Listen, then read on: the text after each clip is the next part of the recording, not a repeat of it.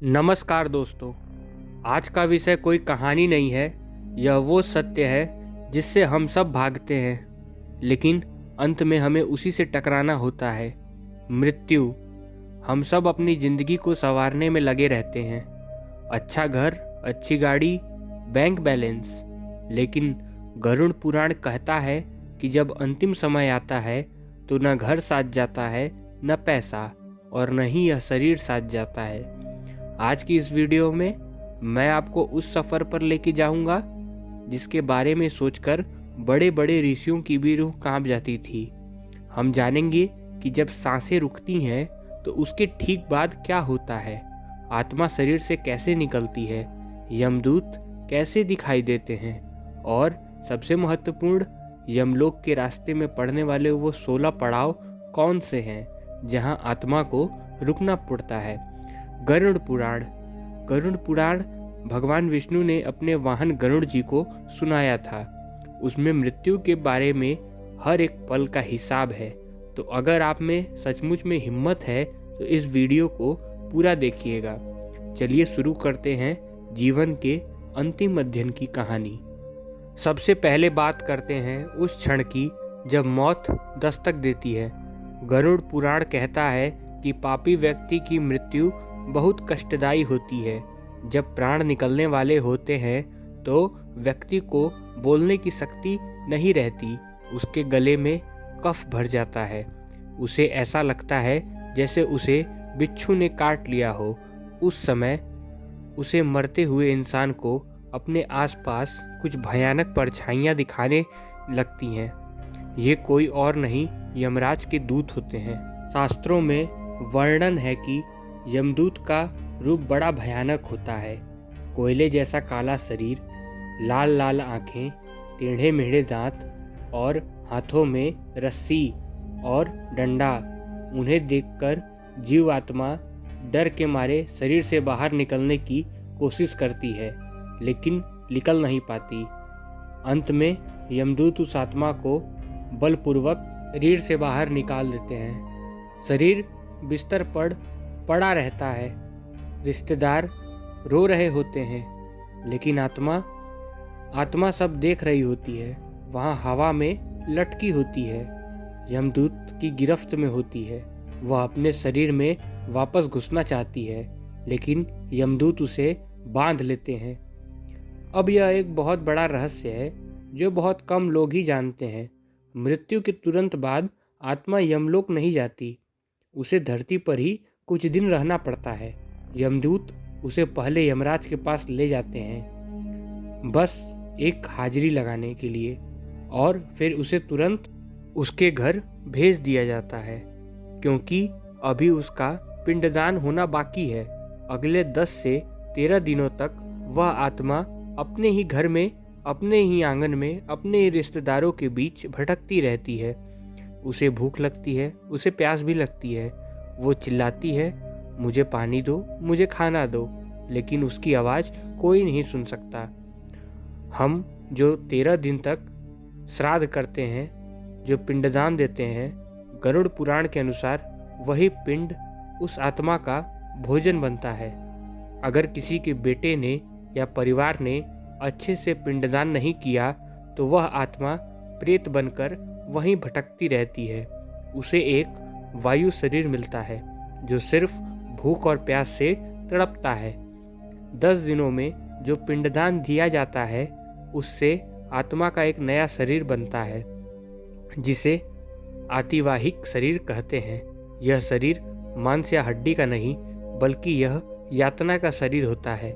मतलब एक ऐसा शरीर जिसे दर्द तो महसूस होता है, लेकिन वो मर नहीं सकता। उसे सिर्फ सजा भुगतने के लिए बनाया जाता है।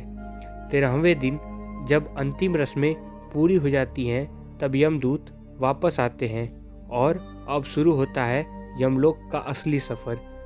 एक ऐसा सफ़र जो 47 दिनों तक चलता है। दोस्तों, धरती से यमलोक की दूरी 86,000 योजन बताई गई है। यह रास्ता फूलों की सेज नहीं है। कल्पना कीजिए एक ऐसा रास्ता जहाँ न कोई पेड़ है, न छाया, न पानी की एक बूंद। ऊपर 12 सूर्य की गर्मी पड़ रही है और नीचे तपती हुई बालू की रेत है। आत्मा नंगे पैर उस पर चलती है। यमदूत उसे कोड़ों से मारते हुए ले जाते हैं। कभी कभी वो उसे घसीटते भी हैं, कभी रस्सी से मारते हैं। आत्मा अपने किए हुए पापों को याद करके रोती है। वह अपने पुत्र, अपनी पत्नी, अपने धन को याद करती है, लेकिन वहाँ कोई बचाने वाला नहीं होता। इस रास्ते में सबसे भयानक बांध आती है बैतरणी नदी। गरुड़ पुराण में बैतरणी का वर्णन इतना डरावना है कि रोंगटे खड़े हो जाएंगे।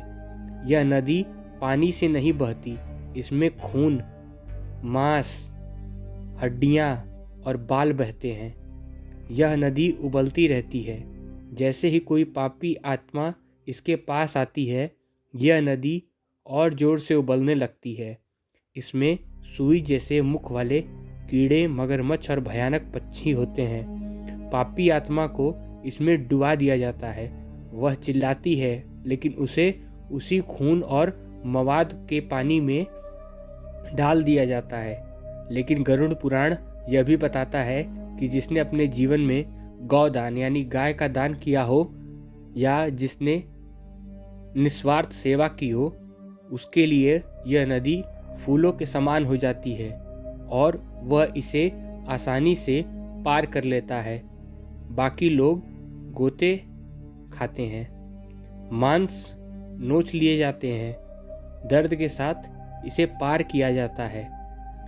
बैतरणी पार करने के बाद भी सफ़र ख़त्म नहीं होता है। यमराज के दरबार तक पहुंचने के लिए आत्मा को 16 शहरों से गुजरना पड़ता है।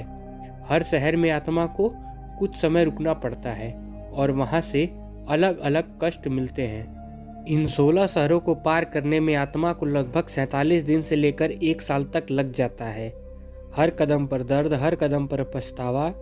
इतने कष्ट झेलने के बाद अंततः आत्मा यमराज के दरबार पहुंचती है। यमराज, जिन्हें मृत्यु का देवता कहा जाता है, गरुड़ पुराण कहता है कि जो पुण्य आत्मा होती है उसे यमराज का सौम्य रूप, विष्णु जैसा शांत रूप दिखाई देता है, लेकिन जो पापी होती है उसे यमराज का प्रलयकारी रूप दिखाई देता है। काले बादल जैसा शरीर, बिजली जैसी कड़कती आवाज। वहाँ यमराज के पास बैठते हैं चित्रगुप्त। चित्रगुप्त के पास एक किताब है। इस किताब में आपके जीवन का हर एक सेकंड रिकॉर्ड है।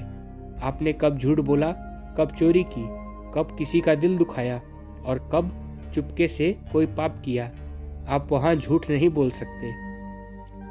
चित्रगुप्त पन्ने पलटते हैं और यमराज को बताते हैं, महाराज, इसने जीवन भर धन जमा किया लेकिन दान नहीं किया। महाराज, इसने अपनी ताकत का इस्तेमाल कमजोरों को सताने के लिए किया। फिर यमराज अपना फैसला सुनाते हैं और उस फैसले के आधार पर तय होता है कि आपकी आत्मा कौन से नरक में भेजी जाएगी। गरुड़ पुराण में 84 लाख नरकों का जिक्र है, लेकिन 28 मुख्य घोर नरक हैं। तो दोस्तों, यह था गरुड़ पुराण का वो सच जिसे हम अक्सर नज़रअंदाज कर देते हैं। लेकिन यमराज ये भी कहते हैं कि इससे बचने का रास्ता है। मनुष्य का जन्म बहुत दुर्लभ है, इसे पाप में नहीं पुण्य में बिताइए।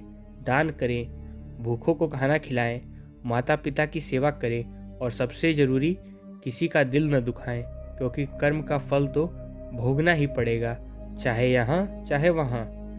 अगर आपको आज यह वीडियो ज्ञानवर्धक लगा हो और अगर इससे आपके अंदर कुछ बदलाव हो तो कमेंट में हर हर महादेव या ओम नमो नारायण जरूर लिखें। यह डरने के लिए नहीं बल्कि जागने के लिए था। अपना ख्याल रखिए, अच्छे कर्म करिए। मैं मिलूंगा आपसे अगले वीडियो में। जय श्री कृष्ण।